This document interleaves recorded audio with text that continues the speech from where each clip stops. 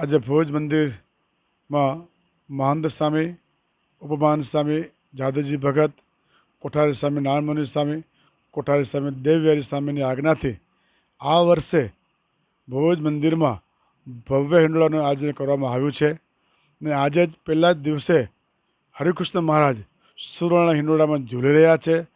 તમામ ભક્તોને દર્શન આપી રહ્યા છે અને ખાસ કરીને કહેશો તો હિંડોળાની વિશેષતા એ છે, સુવર્ણ હિંડોળો જે દર્શન આપ કરી રહ્યા છો ને ભક્તો, આ હિંડોળાના દર્શન માત્ર કચ્છમાં સ્વામિનારાયણ સંપ્રદાયમાં આવો હિંડોળાના દર્શન ક્યાંય નથી થતા ને એવો દર્શન આપ ભુજમાં ભક્તો આપ કરી રહ્યા છો.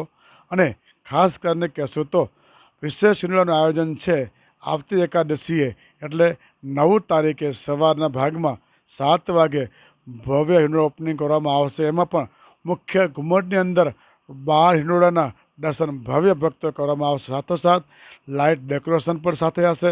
અનેકવિધ આયોજનો તે દિવસે ઓપનિંગ થશે, દર્શન થશે આપને ભક્તો.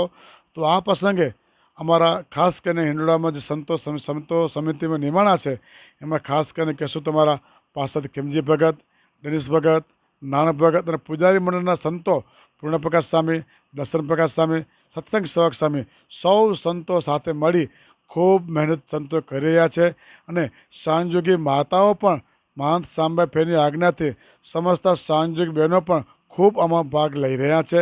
સાથોસાથ ભુજ, અંજાર, માંડવી, પ્રસાદ મંદિર, રાપર, અંજાર સમગ્ર ભુજ મંદિરને ત્યાં આવતા તમામ મંદિરોમાં ખૂબ સંતો ભાવથી હિંડોળા કરી રહ્યા છે અને એના આગામી દિવસોમાં ઓપનિંગ કરવામાં આવશે. તો આ પ્રસંગે તમામ કચ્છના ભક્તો સમસ્ત સત્સંગીજનોને અમારા દર્શન માટે આવવાનું ભાવભીનું ભુજ મંદિરના મહંત સ્વામી તમને આમંત્રણ પાઠવે છે.